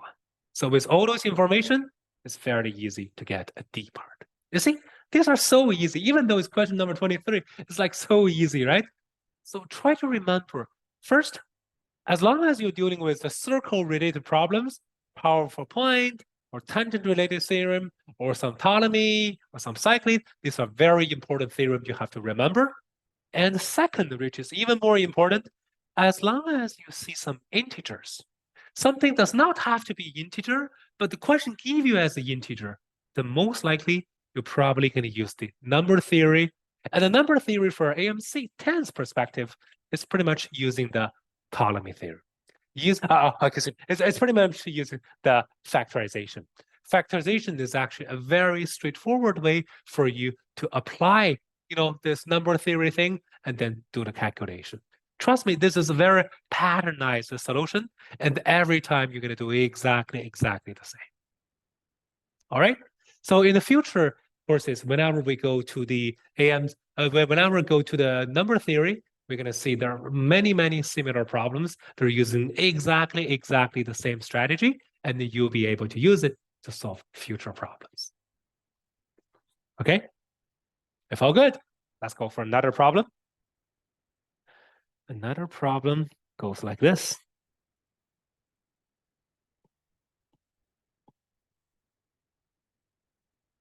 Yeah, this is a problem that comes from 2013. AMC10B, question number 23. Okay, the problem says, in a triangle ABC, you have AB, you have AC, you have CA. Okay, 3 sizes are given. What are you going to do? Conditional react. What are you going to do? 3 sizes? Brendan? What should we do for this? You want to test for if it's a right triangle. Yes. Pythagorean triple, right? But actually, this is not a Pythagorean triple. Okay, 13, 14, 14, 15, this is not a Pythagorean triple. 3, 4, 5 is. 13, 14, 15 is not. But it's okay, right? It doesn't hurt. So always try to think about, if it is a Pythagorean triple, you're going to save a lot of time. Okay, let's continue. And distinct point DEF, they lie on a segment BC, CA, DE, respectively, such that you have 3 perpendicular. Okay, I don't know how it looks like. I have to give the graph, and then you'll be able to see all the perpendicular. And the length of the segment DF can be written as M over N, where M and N are relatively prime positive integers. Find a value for M plus N. So long story short, I need to find out a value for DE, for DF. Okay, let's go for the graph. Graph is very important. So I'm going to go for here. I'm just going to write it here. Here, this is not a right triangle, like I said. And I'm going to have something here, something here, and something like this.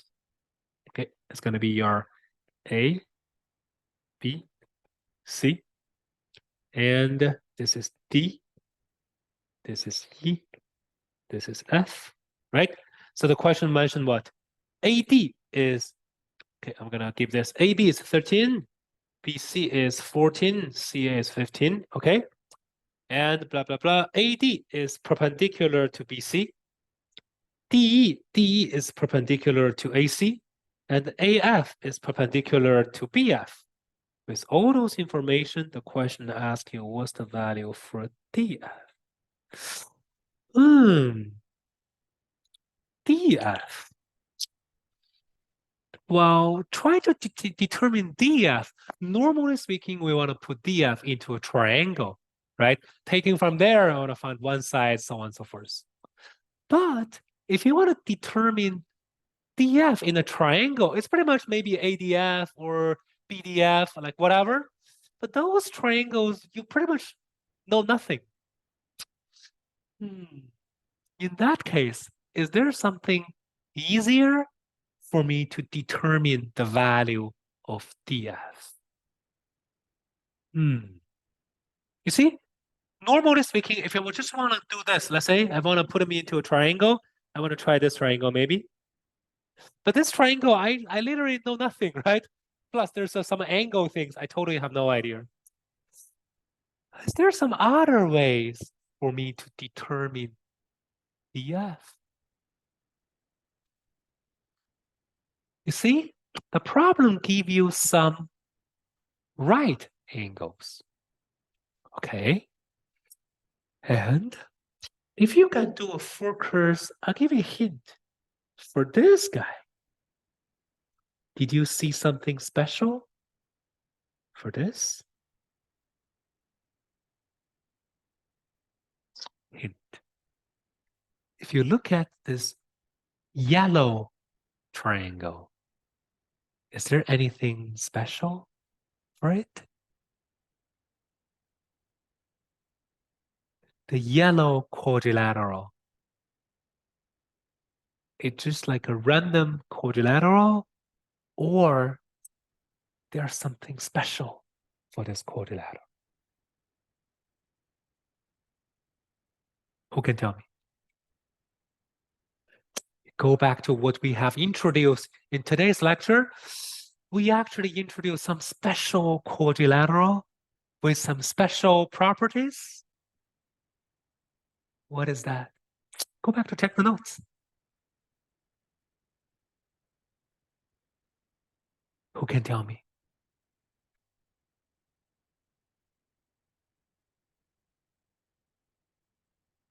Kevin? Is it cyclic? Exactly. Cyclic. Is this quadrilateral cyclic or not?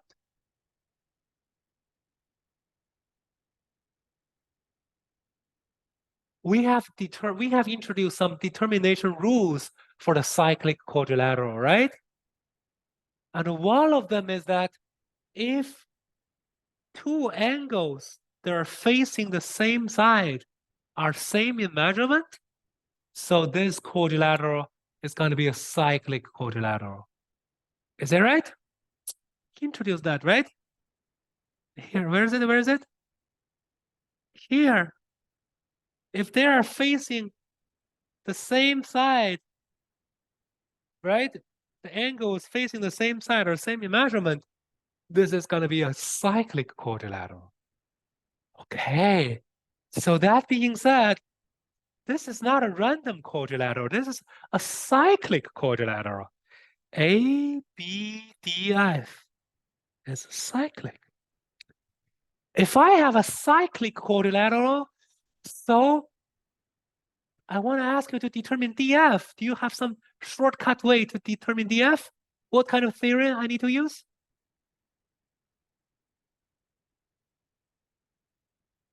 In a cyclic quadrilateral, I want you to determine DF. DF is one of the sides of the cyclic quadrilateral we just introduced. Very important theorem. Ptolemy, right? Ptolemy theorem is going to help me determine the value for DF. Is that right? Fairly understandable. I could be able to use Ptolemy to decide my DF. Let's have a look. Ptolemy is going to be what? AB times TF. BD times AF equals to AD times BF, right? Okay, so let's have some quick look at it. How are we going to determine them all, right? Let's do this one by one. AB is 13. DF is what I need to introduce, is what I need to do the calculation, right? BD. Is it easy to determine BD? To determine BD, who can tell me how can I do this? How can I determine BD?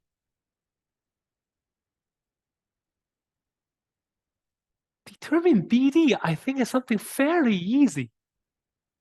Should be something fairly easy. Determine AD, which is the height, and then use Pythagorean theorem. Exactly, right? You guys follow Sophia? It's given, right? I have my triangle A, B, C. This is 13. This is 15. This is 14. I can easily determine the height, right? The height is 12. The height is easy, right? You use the Heron's formula. Heron's formula to determine the area of this triangle ABC. That one will be 1/2 h times 14. So h is 12. If h is 12, BD will be definitely 5. And this will be 9. This is easy, right? This is not a magic. This is 5. This is 9. This is 12. Okay, so BD is 5. AF. I'm going to put it here. I don't know. I'm going to come back later. AD is 12. And BF. Okay. AF, BF, DF. Okay, I don't have to worry about too much DF. DF is exactly what I need to calculate, right? In order to make my thing easy, I just have to determine AF and BF. AF and BF, I think you don't have to worry too much because they are actually sitting in this right triangle.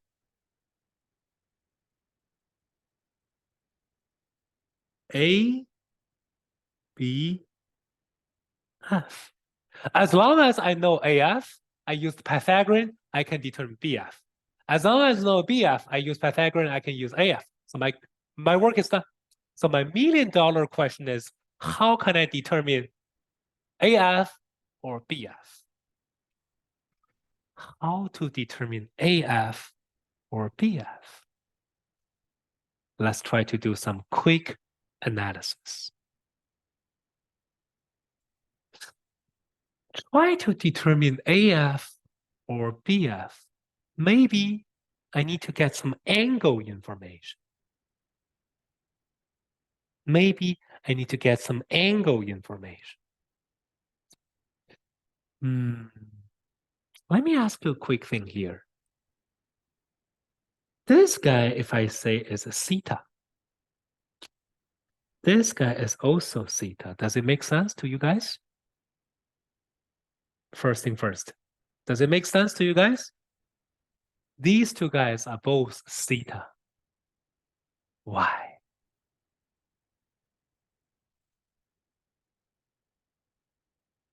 Why?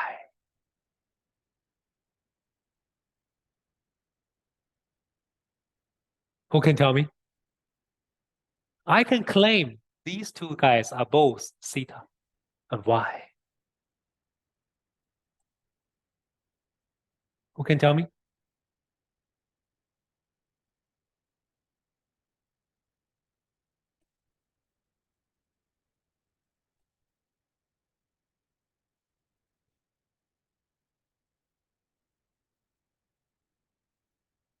Who can tell me?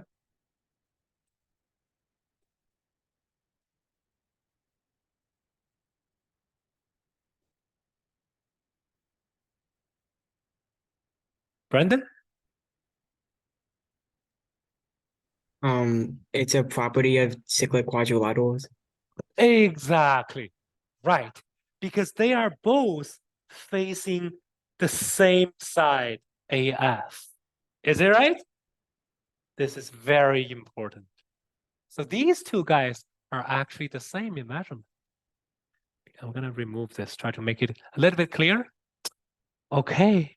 If this guy is theta, I say this guy is theta as well. Do you have any objections? If this guy is theta, this guy is also theta. Do you have any objections?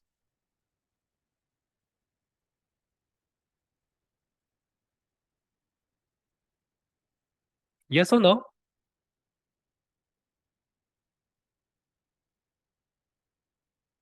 Why? Because this is actually a very important prototype I want you guys to remember. In the right triangle, yeah, this is 90 degrees, right? This guy is equal to this guy, and this guy is equal to this guy, right? This is a very important conditional react you need to remember in the regular lectures. People are using it all the time. So, that being said means what? If you want to determine AF, for instance, AF equals to what? AF equals to 13 times sine theta. Is that right? 13 is here, sine theta, AF. And what is the value for sine theta? Sine theta, you can find out in here. You have AD, you have DC, you have AC. Sine theta equals to 12 over 15. Does it make sense? In this right triangle, I'm going to use the color black.